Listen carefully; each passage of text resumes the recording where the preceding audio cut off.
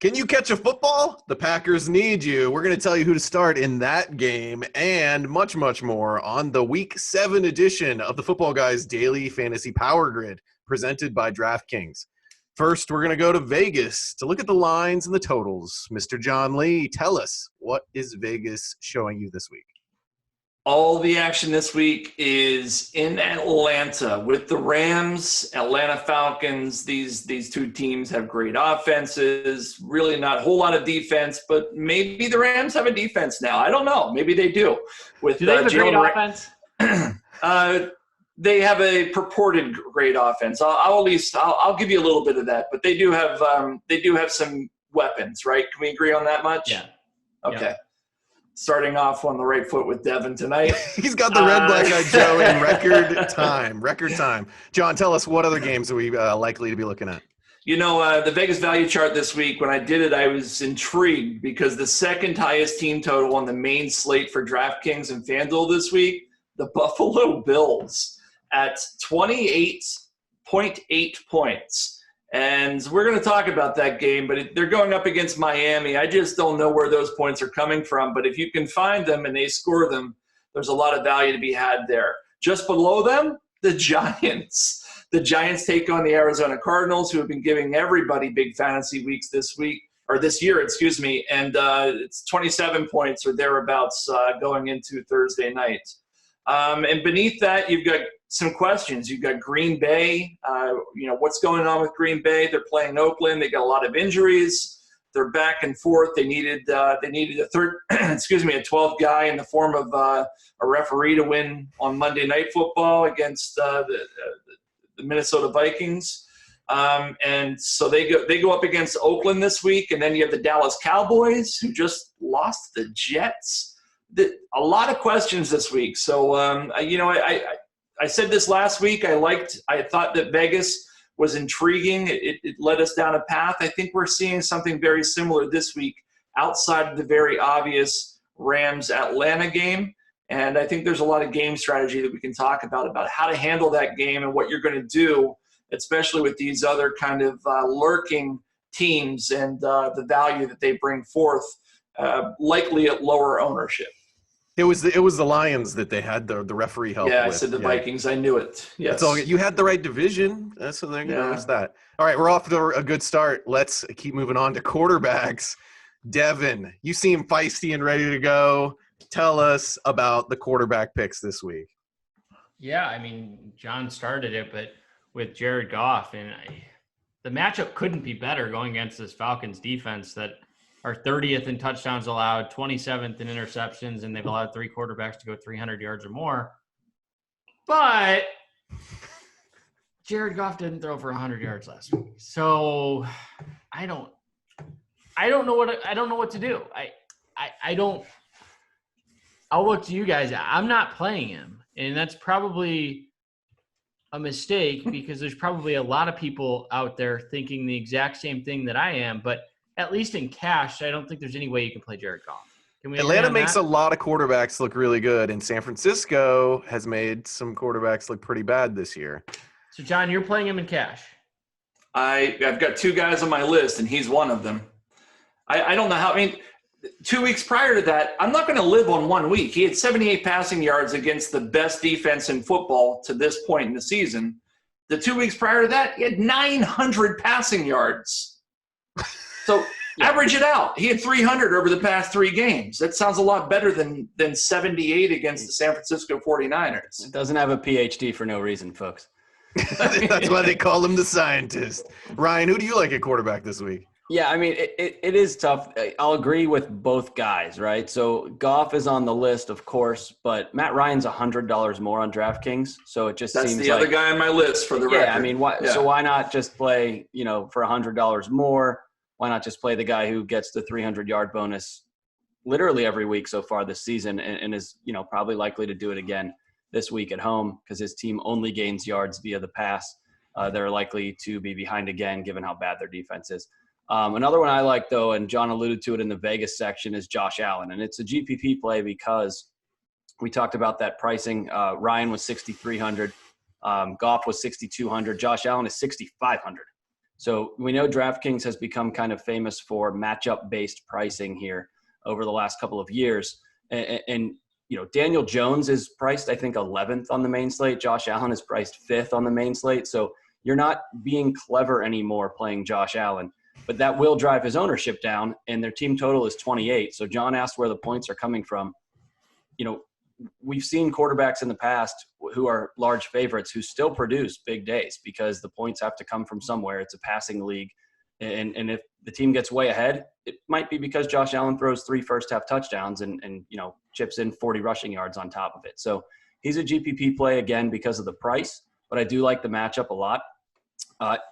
Whatever happened to buying down for quarterbacks on DraftKings? And I think this matchup-based pricing has driven us away from that. But if you were to do it this week, and I know I caught some hell for recommending Gardner Minshew last week from John, but I would do it again this week. Cincinnati's missing both of their exterior cornerbacks in William Jackson and Dre Kirkpatrick, and Darqueze Dennard has been on the PUP list. So they are technically without their 3 best cornerbacks. They're going to have slot corners and backups playing outside. So Minshew's in a great position, and until last week, he was a guy who had a super high floor every week so far this year. So if you wanted to, you could go down and play Gardner Minshew, but again, it's probably more of a GPP play just because of the safety that Ryan and Goff provide in cash. Are we missing Russell Wilson? Russell Wilson seems like the top cash game play for me this week by a wide margin. On what site? On all sites? On all sites. So DraftKings or FanDuel. At 6,600 on DraftKings, he's only 400 more than Jared Goff, and he's facing a Baltimore defense that on the year their numbers look fine, but if you take out games against Cincinnati, Miami, and Devlin Hodges, they've faced Baker Mayfield and allowed 342 yards, Patrick Mahomes and allowed 374 yards, and Kyler Murray and allowed 349 yards. So they're averaging like 360 yards against competent quarterbacks. And Russell Wilson he's one of the favorites for the MVP. He's having a phenomenal season. I think he's one of, if not the safest guy this week. He doesn't have the upside that some of those other guys have, but he's thrown for multiple touchdowns in 5 of his 6 games this week. He's thrown for 250 yards or more most weeks. I think he's incredibly safe. He's probably the guy that I'm going with in cash, but I get the Ryan call. Jalen Ramsey adding to that defense scares me a little bit off of him, but and I get the Goff. I get the reasoning behind Goff. I just think that Wilson is. If I'm making a decision to spend 400 more, I want the safety of Wilson. And I'm the biggest Russell Wilson hater there probably is, but that's how I'm going. John, what do you think about Russell Wilson? In fairness, Russell Wilson's one of the guys I have in my GPP pool, but I don't have him as a cash game play this week. The thing is, it's a you start to make decisions about where to place your chips. And the 3-point home favorites, that could be Chris Carson, and then we don't see a whole lot. I don't know. I can't do it for cash. I don't think it's a bad call. I don't disagree with anything that Devin said outside of the poo-pooing the quarterbacks in that Rams Atlanta game. But I think the rationale is fine. I can't do it in cash. And what about Deshaun Watson? We seem to overlook him every single week. Same situation with Indy's pass defense, where they've allowed 321 to Mahomes, 304 to Ryan, and 333 to Rivers. All Watson does is either throw 300 yards or he rushes for a touchdown. It seems like he has a floor that is fairly high as well. I think that there's multiple ways to go this week that you don't necessarily need to go in that Rams-Falcons game. What do you think, Ryan? Do you playing Watson as a GPP player, or do you like maybe he's safe enough for cash? I think he's safe enough. I just think he's a little too expensive. So, we'll get to the other positions. There's not a ton of value unless these guys may disagree. But there's a 3K receiver that's going to open everything up. Even with that, there are other expensive guys at other positions I'd prefer than spending 700 more, up from Matt Ryan. So I do agree there's a 3K receiver, and we'll get there. But that 700 I'd rather allocate to my flex being better, or a third 3-down running back kind of thing than I would going from Ryan and Goff up to Watson. But I agree with the logic. He is overlooked, and he is explosive, and he will be one of my stacks later in the show. John, any other GPP plays you want to mention? Yeah, I want. Yes, there's one, and then there's. I want to revisit the Russell Wilson thing. I thought this, but I didn't want to say it until I looked up the numbers. Seattle runs the ball, or passes the ball, I should say, fourth least in the league. They're passing on only 52% of downs this season, and they're going up against Baltimore, who passes third least. So there could be a lot of running in this game. And we talk about floors. That's problematic from my end from Russell Wilson. The guy that I wanted to mention is Aaron Rodgers going against Oakland. I think this is a decent matchup. They've got the 5th highest team total on the main slates, 26th DVOA pass defense in the form of the Oakland Raiders. And the Raiders have been almost kind of a pass funnel, if you will, that 6th against the rush DVOA defense. We're looking at your normalized strength of schedule tool there, Austin. They give up 17% less points to the running back position and 19% more to the quarterback position. All these things tell me that maybe Aaron Rodgers on a week without Devontae Adams, kind of sneaky. I think there are some wide receivers that we might talk about here in a little bit that you could maybe sneak in there. I'm not so sure about the one that we've already mentioned about 16 times to this point in the show, but there are some other ones that could be interesting for GPP reasons. It's funny, we've mentioned but haven't mentioned. Can we just say Alan Lazard, and then we'll come back to why later? Just for everybody. Yeah. We're going to talk more about that in the receiver section for sure. Okay, good. Yeah. I like it. We had gone through quarterback section and have not talked about either Kyler Murray or Lamar Jackson here. Any thoughts on one of those guys? I think they're going to be pretty popular this week. What do you think, Devin? Jackson is too expensive for me. I think if I'm going that route, I mean, he's a guy who he's still propped up by those first 2 games, and his price hasn't come down nearly enough. I mean, if you look at his passing numbers since those first 2 games, it doesn't spark a lot of confidence. And I mean, he ran for 150 yards last week. I understand, but that was against the Bengals, right? So sure. My worry with Jackson is that they're going to put Bobby Wagner as a spy on him, and that creates a problem for most of the game.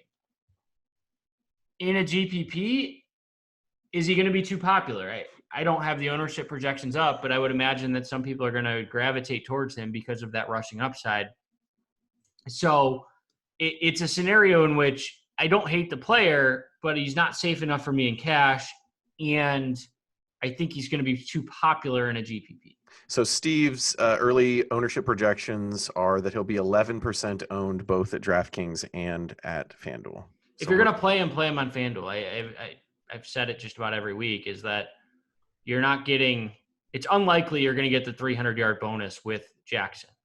You could get the 100-yard bonus, but I think it's hard to bank on that every week. Yeah, fair. All right, let's move on to running backs. Please use the YouTube comments to wrestle with us over some of our picks here. Tell us what you like, what you don't. We try to pay attention and answer your questions there throughout the week, especially as new news comes in closer to kickoff. Running backs, we got a few guys here we're keeping an eye on. It looks like Alvin Kamara is going to be out. He did not practice on Thursday.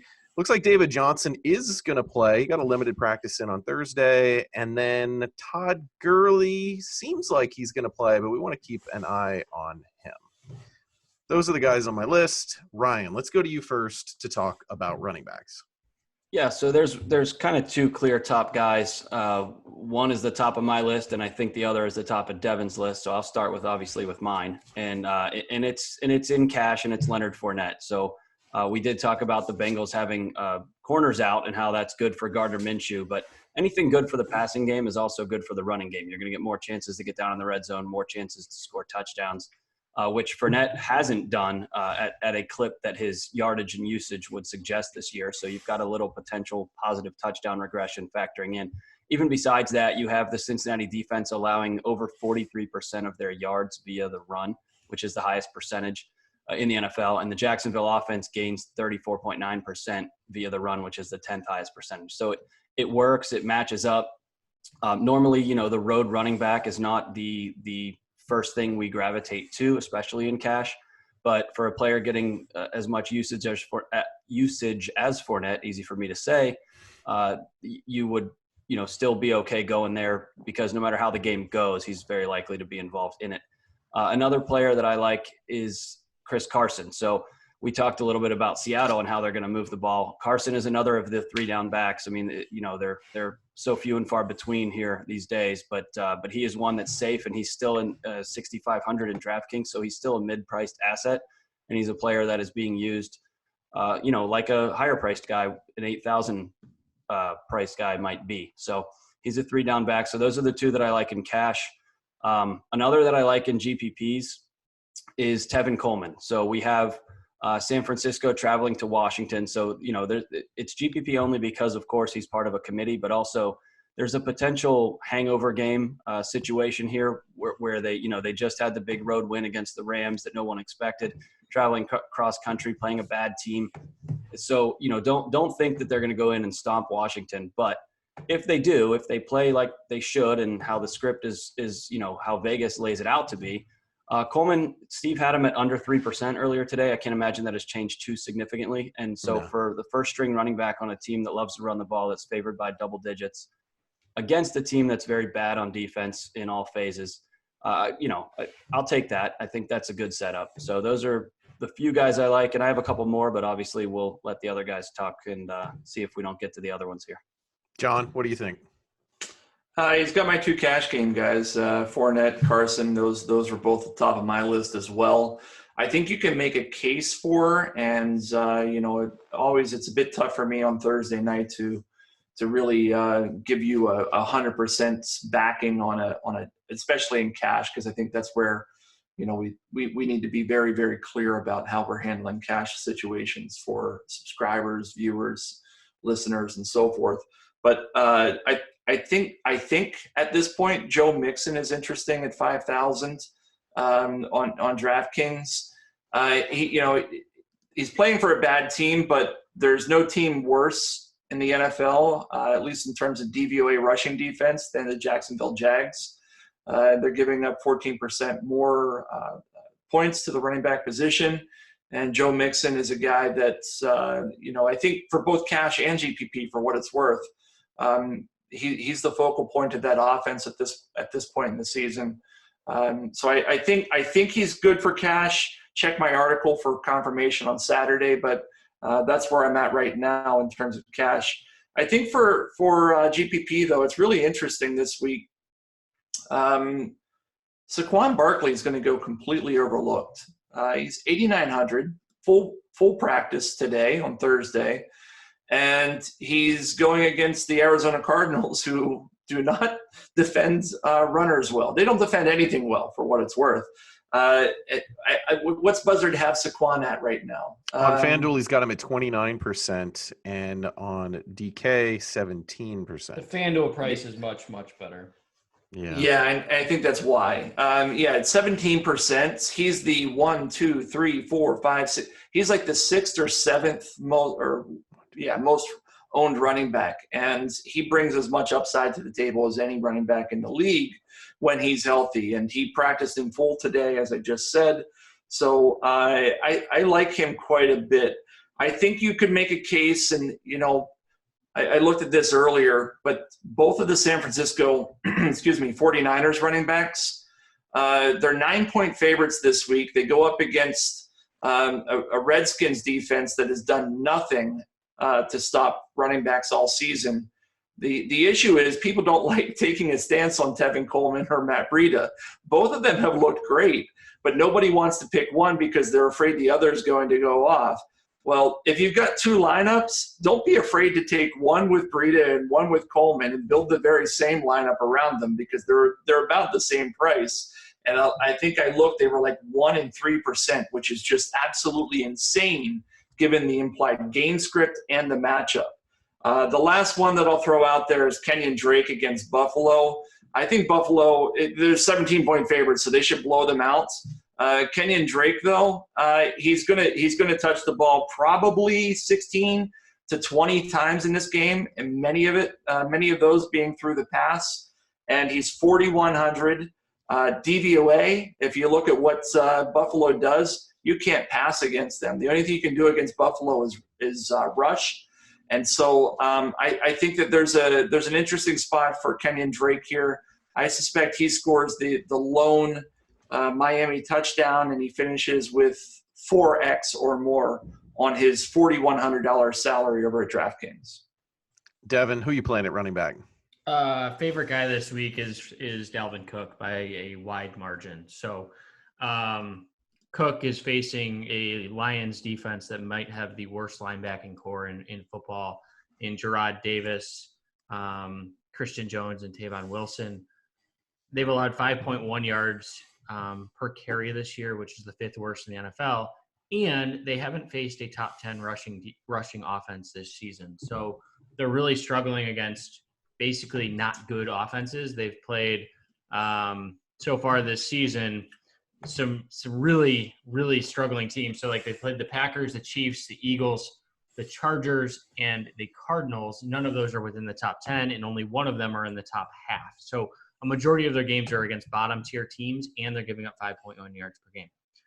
Dare I say we could stack two running backs from the same team? It's possible. And you could play Alexander Madison too if you believe that they could have 200 plus yards rushing.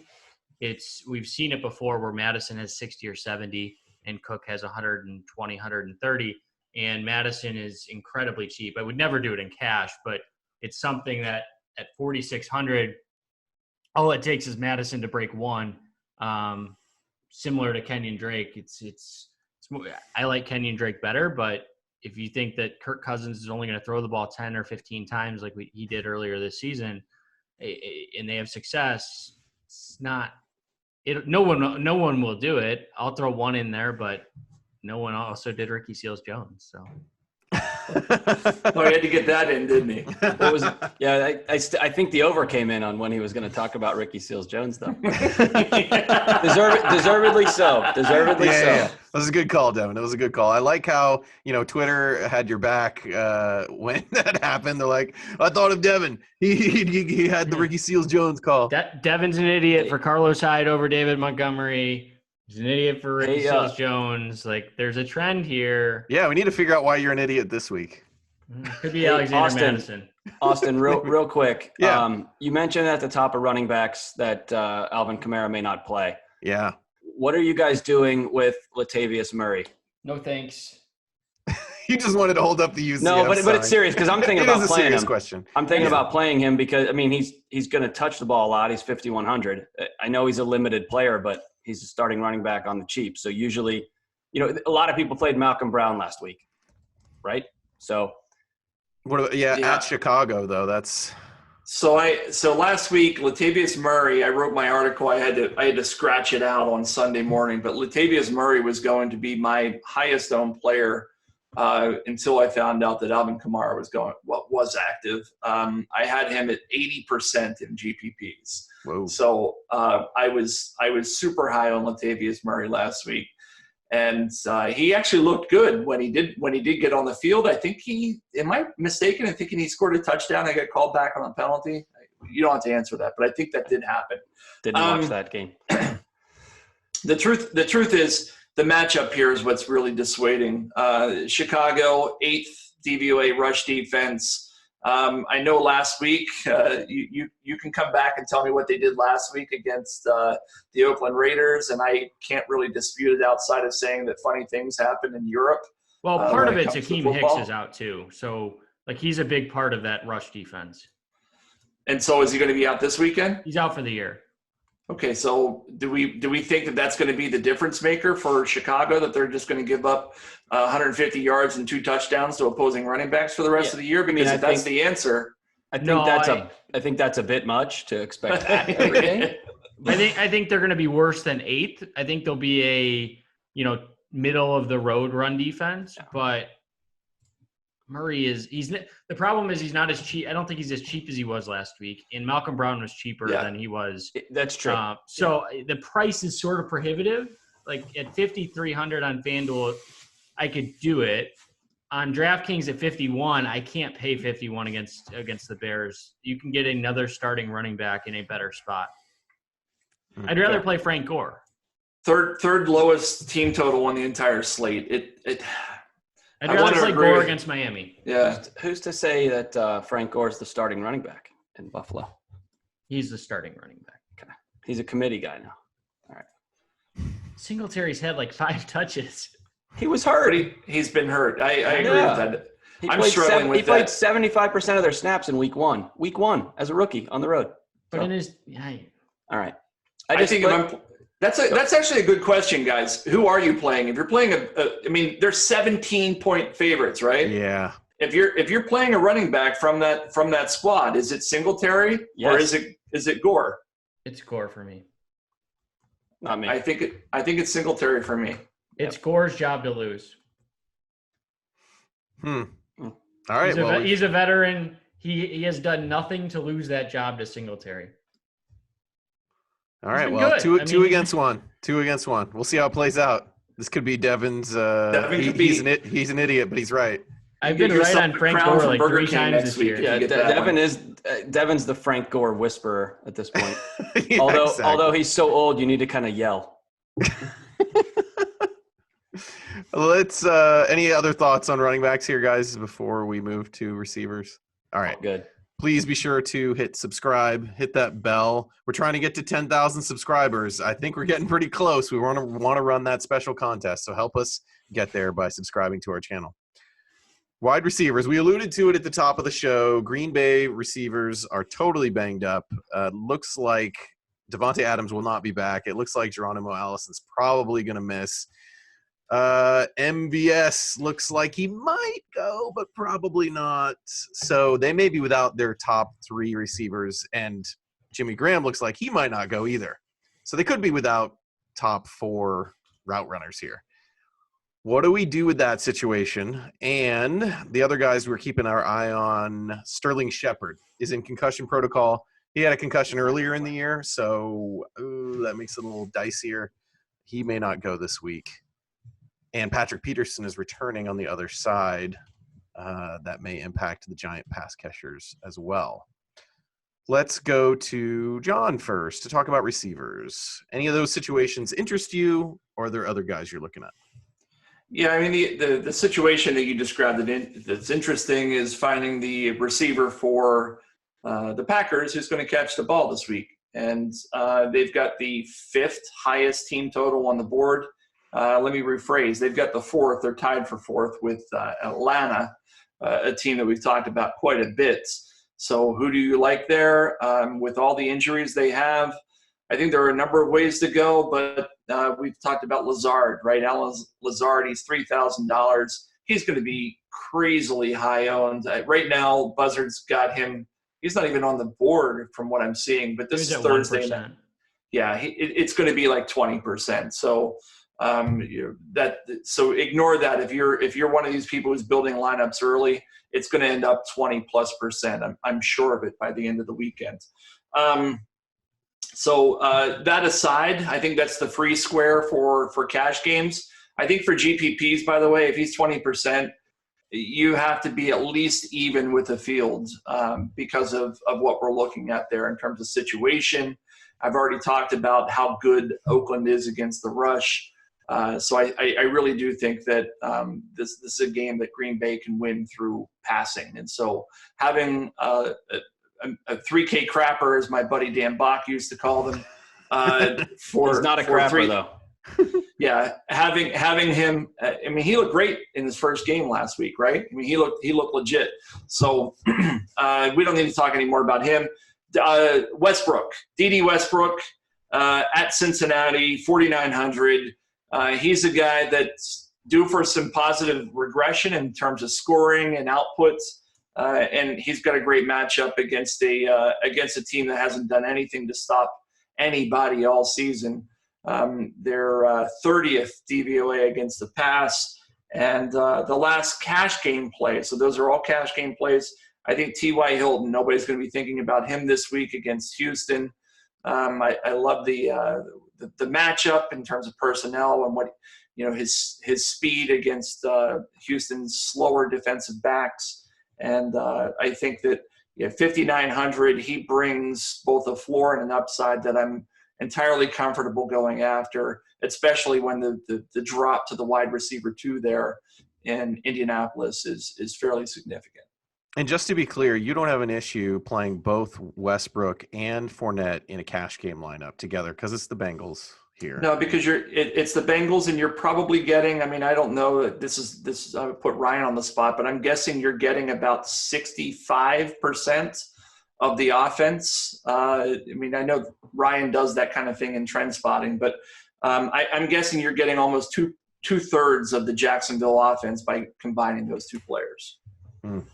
Yeah, get back to me in a minute on the exact result. But yeah, I mean, the point is it's a pretty narrow, distribution funnel in Jacksonville. You know where things are going. It's those two guys. It's DJ Chark, and that's essentially it. So no issue with that, especially when they're not priced like elite players and they're playing a bad defense. And O'Shaughnessy is out for the year now, so whatever was going to him is going to have to go elsewhere as well. Yeah. Ryan, who else you have at receiver? At receiver. So yeah, we've obviously talked about Lazard, and I kind of want to, before we leave receiver, I'm not going to do it now, but I kind of want to talk about how you can leverage off of Lazard, just in case there's people out there that aren't sold, but don't also know what to do. Right. So I don't necessarily have an answer. I have a bad potential answer maybe, but I'd like to hear what the other guys think. But at the top, I'm going to keep just going back to DeAndre Hopkins until he starts paying off. He's like, until he bankrupts you. He's this year's Julio Jones, right? He only right now has 13% of his fantasy points are from touchdowns, which is the ninth lowest percentage among receivers, despite him being 5th in targets and 2nd in market share. So he has a 28% market share in Houston. So the guy's got to start scoring eventually. Last week, I sung the praises of Cooper Kupp's consistency, and we know how that went. But I'm going back to that well. In cash, it's Cooper Kupp. In GPPs, it's Robert Woods for me. Woods is another guy who has some positive touchdown regression coming. He only has 7% of his fantasy points coming from touchdowns, which is the 4th fewest among receivers. John hit on T.Y. Hilton, which I like. I'm also not opposed to going back to the well with Tyler Boyd, despite the, I think, 1 catch for 3 yards that he had last week. But again, you just look at teams that they have to score somehow if Cincinnati's going to. And Jacksonville's just not the fierce defense that they have been, and we know that he's going to get a lot of targets. So Boyd is someone it's hard to figure out what list I'm putting him on, because we saw that he doesn't have a high floor last week, but we know that he doesn't necessarily have the highest ceiling either. But I keep coming back, and he keeps showing up on, like almost clicking the button for him. So he's somebody I'm still evaluating, but he's certainly on the list right now. Nice. Devin, who do you like? Why is Mike Williams' price so low at 4,600 against Tennessee? It's fair. So last couple games, he's been the top guy in the charge. I don't know what's happened to Keenan Allen. He's like, does he have a twin that's playing for him or something? Because he's not the same guy since Melvin Gordon came back. No, I don't know. I think that Mike Williams it's kind of one of those scenarios that we have to ride the price out at 46. This is a former first-round guy, and he has 72 and 74 yards the last 2 weeks. Is he risky? Absolutely. I mean, I think he's a big play threat who has a history of injuries and very easily could, only play half the game. But I do think at 4,600, he's a guy that I'm looking at. Ryan likes a lot of guys that had about 4 total catches last week. I just want to call that out. They could turn things around. It could. I think Ricky Seals-Jones had 4 catches on the season before last week. Yeah, I mean, if it were as easy as picking guys based on what they did last week, everybody would print money, right? So just taking a little dig there. The other guy I like is John Brown. So we've talked about Buffalo scoring quite a bit, and basically they can do whatever they want against this Miami team. They're just awful. So John Brown at 5,900 on FanDuel is an incredible price. Like him better on FanDuel than I do at DraftKings at 55. I still think the 55 isn't a bad price, but at 5,900 on FanDuel, it's a fantastic price. And the last guy I like that I'll call out is Golden Tate out of the slot. So the first game was a clunker, but he was also minimum price on FanDuel, so it didn't kill you. Second game, we saw that he was basically the primary target, and he's not going to draw Patrick Peterson, who's going to be on the outside. Tate does most of his work in the slot. So I think that he's a guy who could see a significant number of targets this week.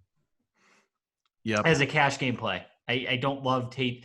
I never love Golden Tate's upside in GPPs. Are you John Brown in cash, Devin? FanDuel, yes. DraftKings, no. At 5,900, the big play threat is too great to pass up for me. Mm-hmm. Because all it takes on FanDuel is 1, where on the full PPR, it's harder to have a 3 for 70 in a touchdown game that meets value. Sure. John, any other guys you want to mention before we move on to tight ends? So for GPPs, I didn't talk about anybody. Everything I led off with was cash. These guys didn't touch my GPP list, so I'll throw out a few names. Maybe read my article for why I like them. But DK Metcalf, Baltimore. I think there's a good reason to gravitate towards him at 4,800 on DraftKings. Everybody's talking about John Brown, and he's got a hammy injury, doesn't he? Isn't he nursing something with his hamstring? And this is a guy that has traditionally really suffered to injuries. So for a team that's going after 28 points, I might go after the guy they throw the ball to the most, and that's Cole Beasley at 4,700. Not a guy I typically associate with upside, but in this matchup, he actually might just bring it at 4,700. And then the last guy, maybe I'm stealing Ryan's thunder here, but at 3,600, Jake Kumerow, I think is a guy that's where everybody's going to be on Lazard at 20%, and Kumerow, because he's 3,600, they're going to say he's too expensive. But he's a guy that's been on the field a lot more than Lazard, the flavor of the week. So Lazard. Lazard, Lizard, I don't care what you call him. Kumerow is also not good at football. I call him by his name. It wouldn't be the power grid if John didn't mispronounce 3K crap. God knows that's right. But I want to pull this up quickly in terms of Kumerow not being good at football. He hasn't been absolutely terrible, right? I want to look at last year. He's 27 and has 12 career catches. And Aaron Rodgers spent the fourth quarter begging the coaches to put Lazard in. He's been in the league. He's been in the league for 2 years. But he's been in the league since 2015. He's been on practice teams since 2015. That's fair. Including the practice squad of the Bengals for 3 years. So if they didn't call him up, I mean, so my bad, pivot from Lazard in that game was actually to the other side, because I like to look at injury situations. And with Tyrell Williams out and Darren Waller had a downgrade in practice this week. So is Oakland not going to throw the ball at all, or do any of their 3K-ish crappers come into play for you guys? Waller only got downgraded because he got that fat contract and was partying too hard on the night that he got it. Slightly distasteful joke given his history. But I will say that you've got so this is the worst call, right? Because he's almost the exact same price as Lazard, but they acquired Zay Jones before the trade deadline, or before their bye 2 weeks ago, and he will play for them, right? So yeah, I had to call out an East Carolina guy for John, right? Right. Gardner Minshew, first of all, But so they have Zay Jones and the other one's escaping me right now. Hunter Renfrow? No, not Renfrow. He's too expensive, actually.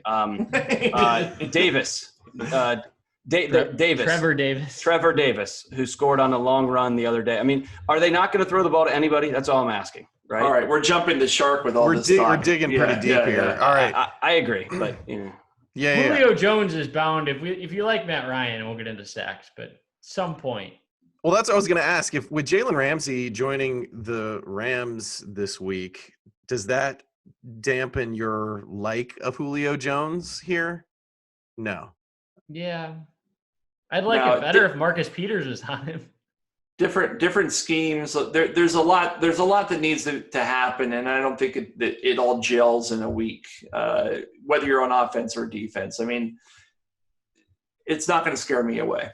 It's not going to scare me. I would like him a lot more if it was Peters back there instead of Ramsey.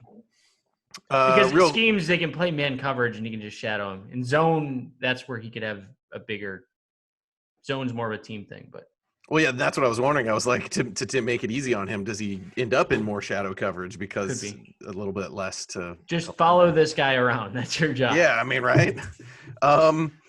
We didn't mention Michael Thomas or Tyler Lockett. Those are two other guys on my list that I was like, usually we bring these guys up. Any thoughts on either one of those guys? I don't hate Lockett. Yeah. All right. No strong opinions on those guys. Thomas against the Bears, I just don't know. Yeah, the matchup not so great. Yeah. Okay. Tight ends. Devin, I'm coming to you first for tight ends. Who you got? Okay. Oh, well, actually, before you go, hold on 1 second. Let me Will Dissly's out. I think most people know that, but just making sure. And that's about it that I've got on my list. Go ahead, Devin. Hunter Henry. We saw on Monday night, I think it was, that Henry is looking like he's back and ready to go. So he's getting the bump of, or was it Monday or Sunday? I can't remember the days now, but 100 yards and 2 touchdowns against the Steelers, and his price is fantastic on both sides. He's 4,000 on DraftKings and 57 on FanDuel. So he's my top guy by a wide margin this week. And really, it's not that close. The other guy that I do like in GPP is Mark Andrews. I talked about Ricky Seals-Jones and the inefficiencies that the Tedrick Thompson has had for Seattle last week. I think that still exists. So Mark Andrews is a guy who has not been consistent. So in GPPs, it's probably a little bit better of a play, but he's a guy who has exposed defenses that struggle against the tight end. So those are really the top 2 that I'm looking at, and there's some other names that I'll come back if they aren't mentioned. Ryan, who do you think at tight end? Yeah, tight end is weird this week because we've got, I think, 4 players accounting for roughly 75% of Steve's projected ownership. So between Austin Hooper, Darren Waller, Evan Ingram, and Mark Andrews, those are your 4 guys that are all between something like 17 and 20-ish. I didn't catch the latest update, but that's what my current sheet says because it's now dated. But I can't imagine it changed too much. So you've got 4 guys, and I think that tells you the story in cash is that all those 4 guys are safe. Granted, 2 of them are much more expensive than the others. But I love Devin's call of Hunter Henry in both formats. I mean, the guy got a bunch of targets. He's cheaper than the rest. He's going to be less owned than the rest, which in cash we don't always care about, but differentiation's still good there. And he could easily finish right with them or above them. I mean, he's just as athletic as these other guys. So I think that's a great call. The other one, if we're talking about a lower owned guy who probably shouldn't be, is George Kittle. So we have Kittle at a right around 5% number. Washington is 29th in normalized strength of schedule and 20th in raw defense versus position against tight ends. Comparatively to the other studs, Arizona is 31 and 32 in those metrics, and Seattle is 28 and 28. That's who Ingram and Andrews are facing respectively. So it's fairly similar. The only big differences here are Kittle's more expensive, which is driving his ownership down. But you could argue he's a lot better than those guys too.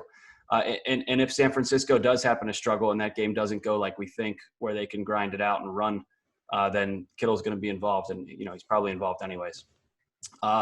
One last guy who's just way, way bottom of the list, and it's almost embarrassing to talk about him after these athletic folks, is Dawson Knox from Buffalo. Again, just if you want a Buffalo guy and you want to know where it's all coming from, he's only 3,300 on DraftKings, and Steve had him at 1% earlier.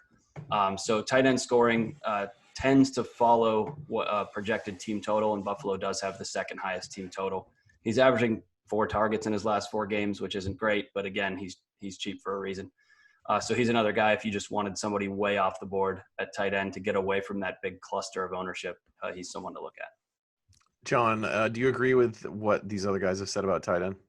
Largely because I think they've ticked off everybody on my list, with the exception of one guy. I like that the Dawson Knox call. It's not on my list. I hadn't thought about it, I hadn't considered it, but I want to endorse it. I think it's a good call. I think you could run a Josh Allen, Dawson Knox, Kenyon Drake, which is the ugliest stack that you will ever hear. But that's actually in this matchup, that's a good stack. If you're gonna do that, start drinking at like 10 in the morning. No, that's the type of stack that will win you the Millie Maker. I'm not kidding.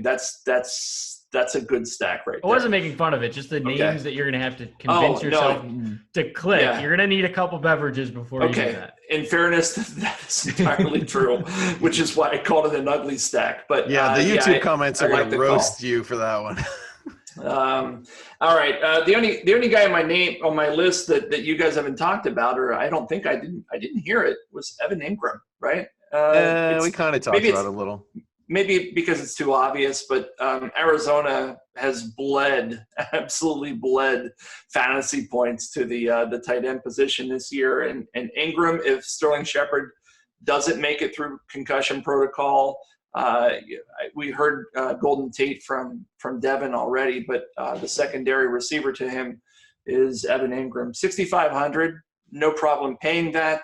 I think you can go largely that's a GPP play. I think the guys they mentioned already, Waller, Henry, I think those are the cash game plays. They're safer, they're cheaper. I missed the days of DK pricing down tight ends because I thought it was a lot more interesting. But now what they're doing is they're forcing us to pay and make decisions, which is why we're seeing situations like Ryan described with 70% in 4 guys. But I got one more. Yeah, let's hear it. If Jimmy Graham misses, Foster Moreau is a fantastic option. Yeah, I agree. Rookie out of LSU, 4th-round pick, but he's more of a receiving tight end, and at 2,700 on DraftKings, I think if Graham misses, he's in cash play. I do. He saw 4 targets last week, and 4 targets 2 weeks ago. And he's a guy that if Graham is out, who are they going to throw the ball to? He's a great pivot off of Lazard. He's about the same price at 2,700 with Lazard being 3,000.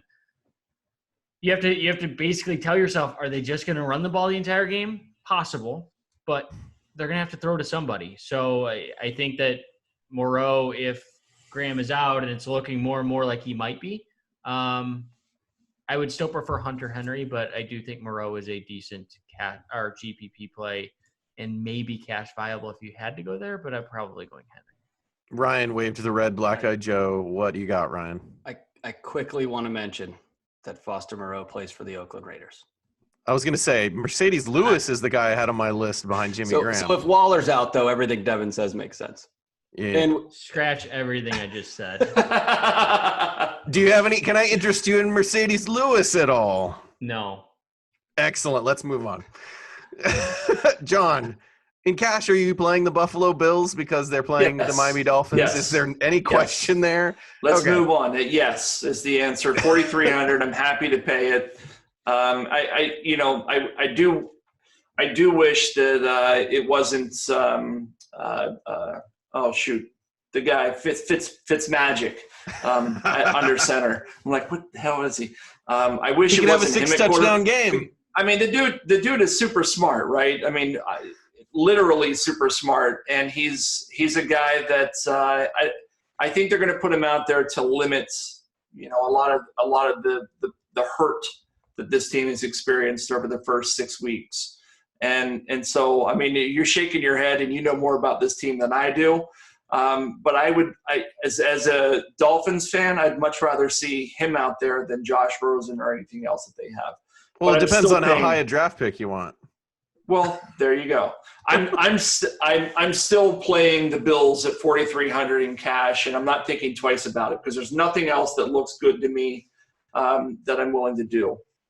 All right, Ryan, you gave kind of a funky face to that. You got a different pick in cash? There's other stuff I'm willing to do that's multiple thousands cheaper. I mean, I do agree that the Bills are the slam dunk highest scoring. For cash? Yeah, for sure. I mean, there's like what? There's other actual players I want to play in cash. So it's tough. So like what is the first of them is Indy. So they're $2,000. It's $2,300 cheaper.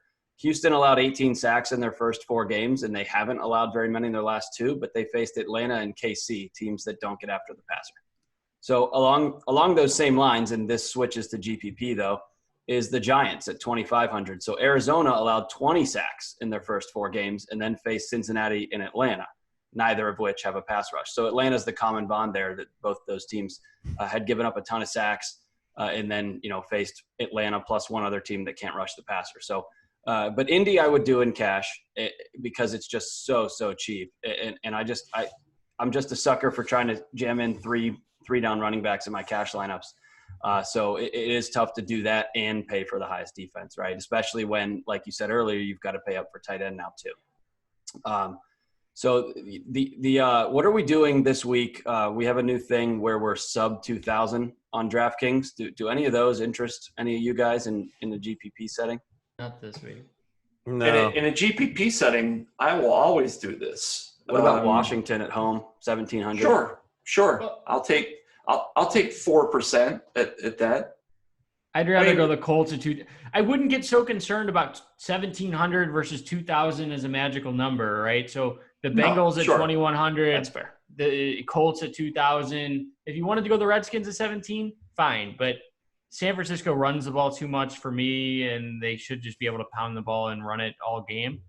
So I wouldn't get so caught up with the 2,000 number. I would look at there's not that much difference between 1,800 or 2,000 or 2,100. If you want to go cheap on defense, every defense is in play in GPPs.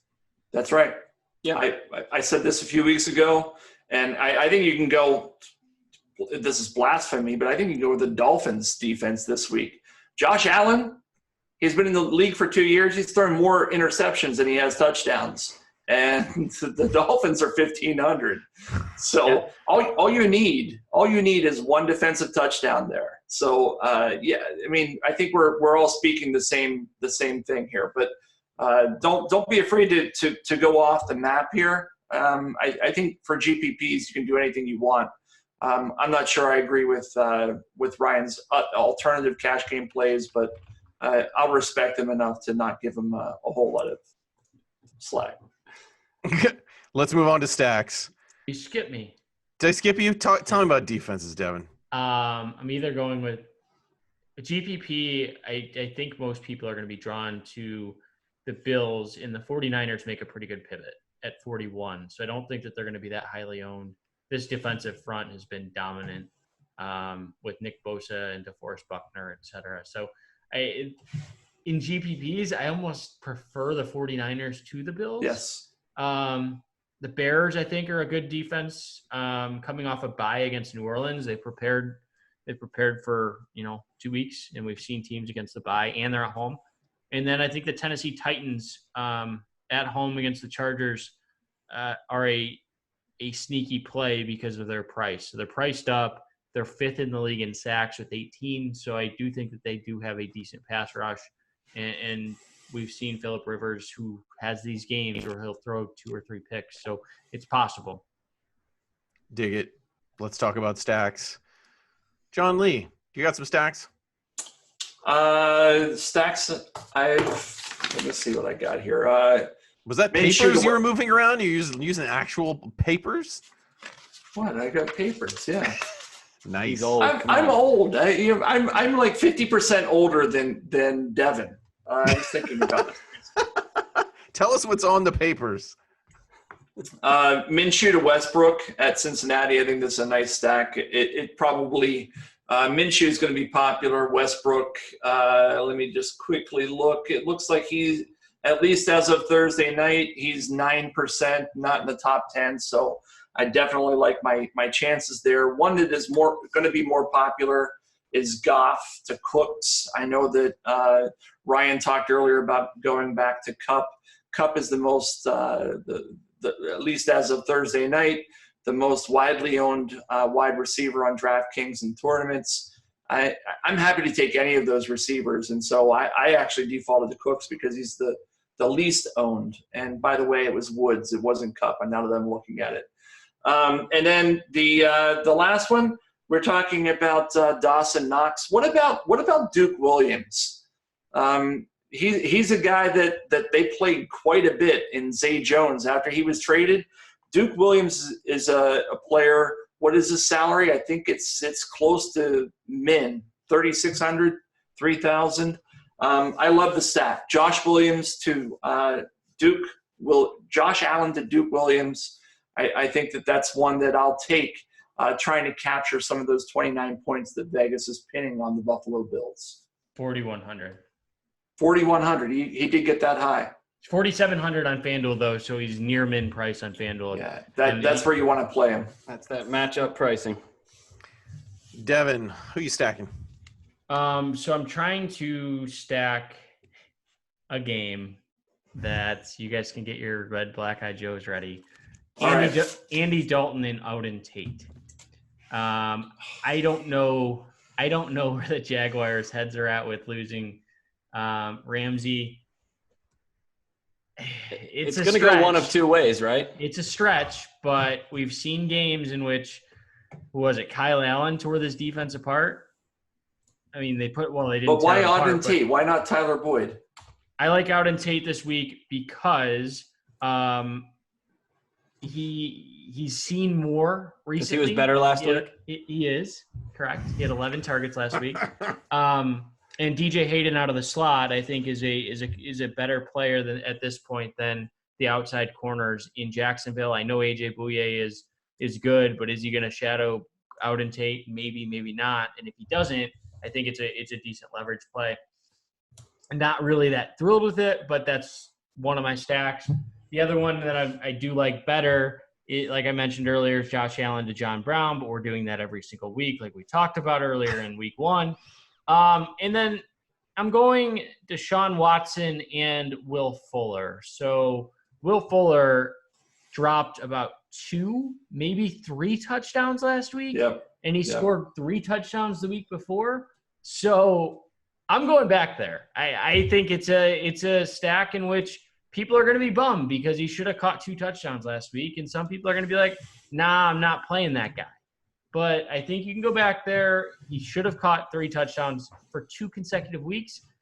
And a lot of emphasis is going to be on Hopkins, but I think Fuller is reaching a point where he's no longer a bot. Like, there's no longer that clear separation as far as targets go in this offense like there used to be. Yeah, and Steve has his ownership pretty low on Fuller, a little higher on FanDuel at 8%, but only 3% on DraftKings. So, and I just to clarify, I would reverse the order of favorites there.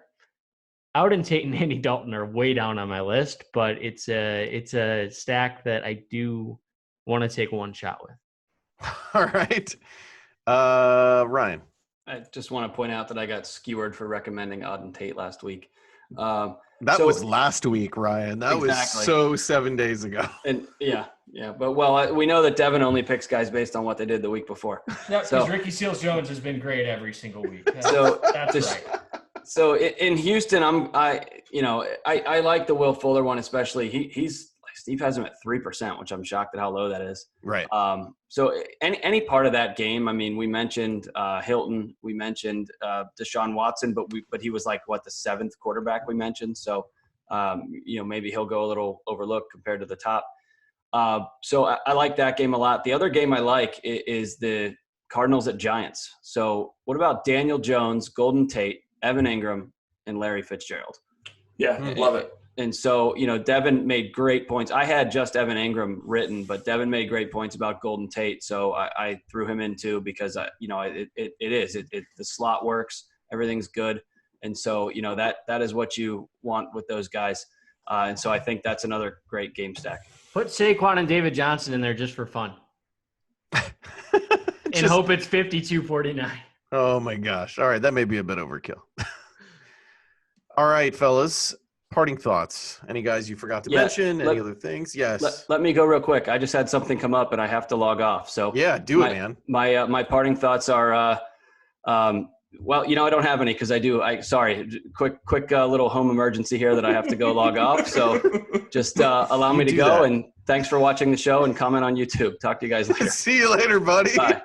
All right. John, tell me, what are your parting thoughts without running away? Can we speculate on what just happened there? He just didn't want to get torn up in the comment section. So he said he had an emergency so everyone would feel bad for him. That's the real story. Yeah. I hope everything is okay. I think his kid probably came to the door. It's like you thought he was asleep. He's like, hey, Dad, what's up? Can I come be on the show? Bring him on. Parting thoughts. There were two things I wanted to mention. One was a jab at Ricky Seals-Jones in the parade that Devin has gone on tonight. In week 1, I recommended Trey Quinn, who ended the day with 4 catches for 33 yards and a touchdown. And I got chastised the following week because he really didn't do a whole lot outside of catching a touchdown. And then the last play of the game. It was in the last drive of the game, as I remember it. And if I'm not mistaken, Ricky Seals-Jones basically had the same stat line last week and caught a touchdown pass early in the game. But it all equals out is the point. But didn't Ricky Seals-Jones also almost have another one? Almost. Yeah, I mean, there are a lot of almost in fantasy football. Yes, there are. One thing I wanted to circle back on was the Tyler Lockett call. One of the guys, I want to say it was Ryan, called him out as being a potential GPP play this week. The reason I called out DK Metcalf, and I'll probably try to write this up in my article, but Marlon Humphrey for the Ravens has been tremendous in coverage this year. He's a top 10 cornerback. He'll be shadowing Tyler Lockett. He's the one who shut down Tyler Boyd last week. Boyd, as we talked about earlier in the episode, I think Boyd had 1 catch last week, and that was largely due to Marlon Humphrey's shadow coverage. I don't know that we're going to see the same type of shutdown coverage on Tyler Lockett, but it does lessen my enthusiasm at going after Lockett, and that's why I ended up higher on DK Metcalf. So if you're going to go with that Russell Wilson to Tyler Lockett stack, just at least know that ahead of time that he's going to have that shadow coverage from Humphrey, who's looked much improved in 2019.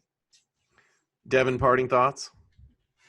No, I think it's just, it's week 7. We're starting to learn more about these teams. And just this is the most fun period of the season. So I think we know the most. There's not nearly as much speculation. Have fun. If you want to talk in the comments, happy to do so. John and Ryan also chime in there. And let's just help each other. I think that it's let's all be kind to each other and help each other, and let's celebrate each other's wins. I think there's a lot of things out there that sometimes we get angry at each other, but let's all be kind and help each other. That's my message for the day. That's one of the things I like about the DFS community. I'm nice when Ryan walks away. Ryan just inspires that in you. Well, we'll be back next Friday morning with our Week 8 episode. Be sure to check out all of our content over at footballguys.com. On behalf of John Lee, Devin Knotts, and the emergency missing Ryan Hester, I'm Austin Lee saying thank you for watching and thanks for being a football guy.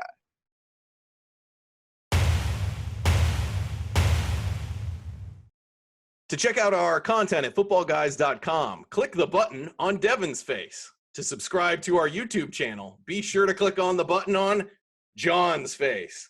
And if you'd like to see our latest video, click on the giant video in front of Ryan's face. Click any of those now. Thank you for watching. Thank you for listening.